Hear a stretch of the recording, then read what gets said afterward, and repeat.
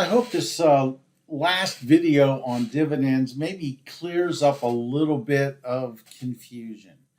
Although there's still confusion left because there's no real answer as to how much dividends or even whether to pay dividends. It really is dependent on, much like the financing question, it's really dependent on many variables. So let's talk about something referred to as signaling. Now, there is a concept called dividend smoothing. And this idea is the practice that companies are going to maintain relatively constant dividends. They don't want dividends to change very often, right? So companies tend to change dividends infrequently. So they are a lot less volatile than earnings might be, especially on a quarter-to-quarter basis.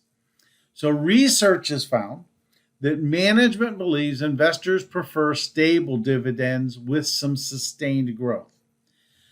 So they're going to maintain a long-term target as a fraction of earnings.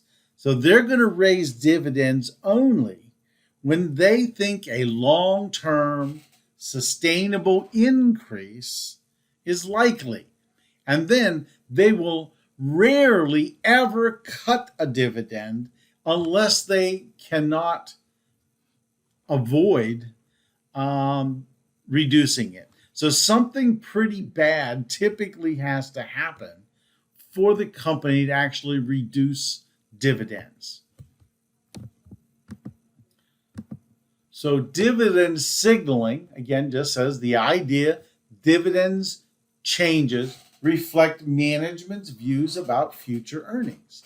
If they increase them, this must be a sign that management thinks the future is going to be better than the present, right? So it smooths out its dividends so that it doesn't have to retract at any one particular time. So again, when a firm increases its dividend, it's sending a positive signal. If it's decreasing it, it's a negative signal. Now, the thing that changes this all is information. So if a company, and there may be a slide coming up on this in a couple of minutes, but let's say a company wants to invest in another corporation. They want to buy another corporation. And it would be a great investment, an increase in value to the firm. So instead of paying dividends this year, they keep that money using internally generated funds. They purchase this whole company outright with that cash. No dividends this year. But if they don't tell shareholders why they do it, shareholders are going to think the worst. Dividends will go down. But on the other hand, if they explain, look, we are going to buy this company and we think it's great, it's going to increase the value of the stock dramatically, then shareholders would like that, right? Again, remember, if you use equity, you're going to gain all the benefit goes to the owners. You don't have to give it to anybody else. So again, when managers have good investment, they want to retain funds.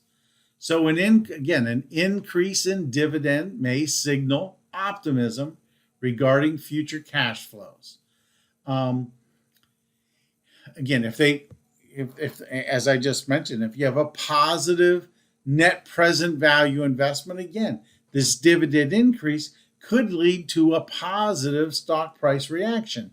But that only assumes you tell people why you are making this change. Share repurchases are another credible signal, right? This signal, though, is that the shares are underpriced, right? Again, people will not buy stock if they think the price is going to go down. So why would the company buy, in quotes, it's repurchasing, but why would they buy the stock back if they thought that the stock price was going to fall?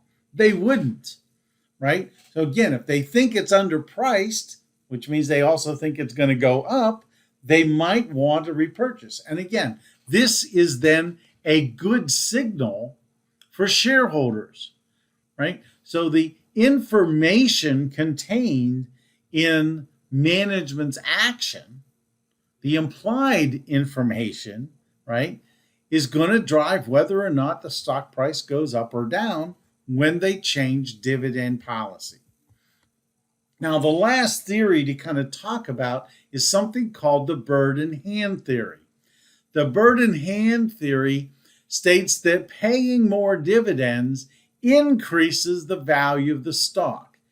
Again, it essentially says the dividends are relevant, they are important.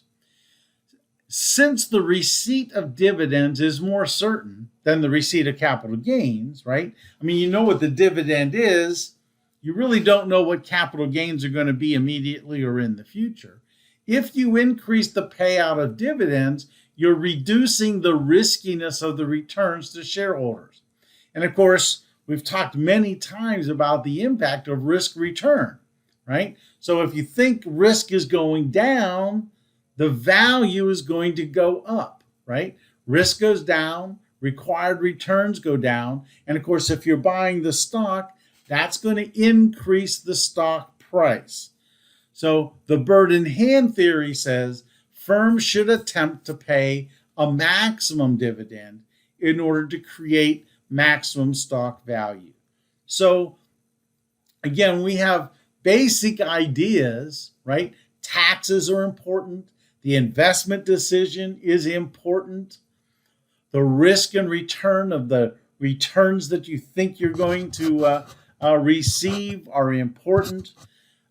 Future investment is important. All of these things factor into Burdenhand, into the dividend payout policy.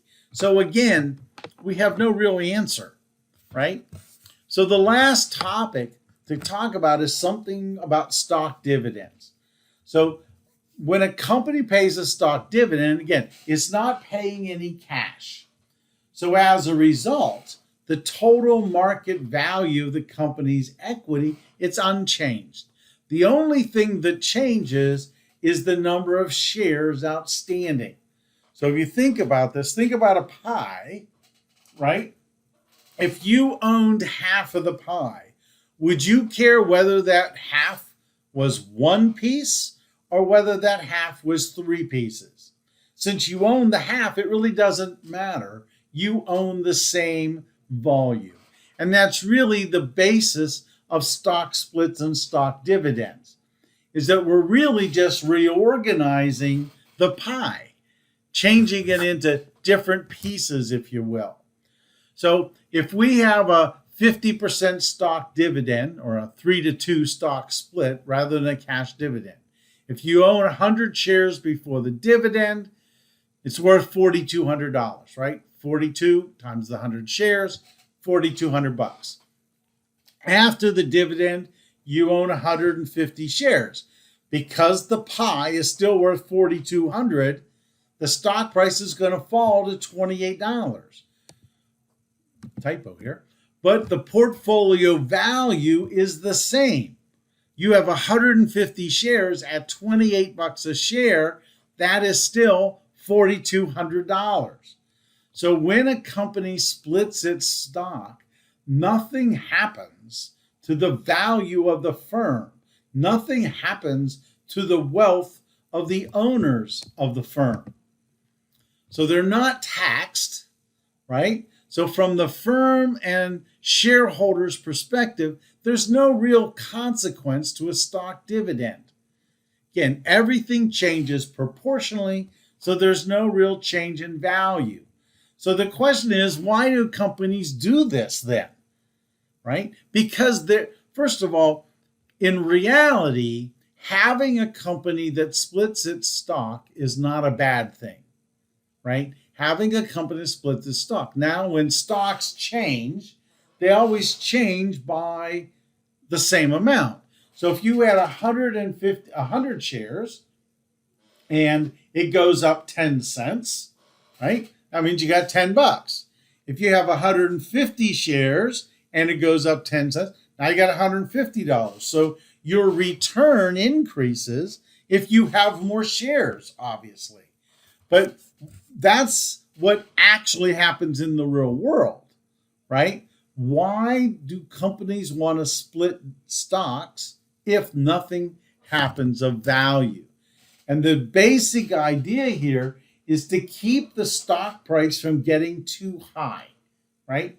I'm sure you guys have heard of a company called Berkshire Hathaway, and I haven't looked at it lately. The last time I looked, Berkshire Hathaway's Class A stock was selling for roughly $350,000 a share. The average person can't afford that. One of the best companies to think about with stock splits is Procter & Gamble. Whenever Procter & Gamble stocks gets around $120 to $150, very soon there's typically a 3-for-1 or a 4-for-1 split to bring it down in the $30, $40 range. Why do they do that? They do that so that more investors can look at it. More investors can afford it. It can increase the demand of the stock, increase its liquidity, right? So again, typically when companies split their stock, right, that's typically seen as kind of a good thing, right? It implies more people can buy it, and that may increase the overall demand on the stock. Now, again, there's more shares, right? But everybody owns those shares, right? They're in the hands of shareholders. So the overall emphasis here is, can small investors afford to buy this stock, and will they do so?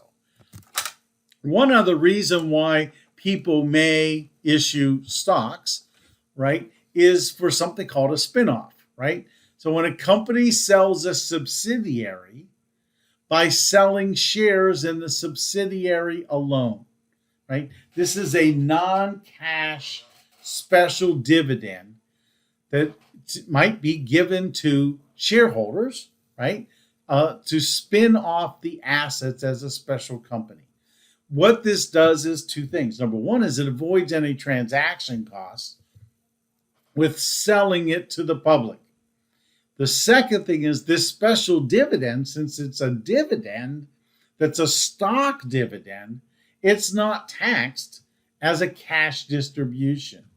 So spin-offs of companies, of individual companies or divisions of a major company, are typically done or can be done by a stock split, or a stock distribution, if you will, to the current owners of the company. So now you own two companies, a smaller company, bigger company. So that's the end of our discussion on dividends. I look forward to seeing you later. Take care.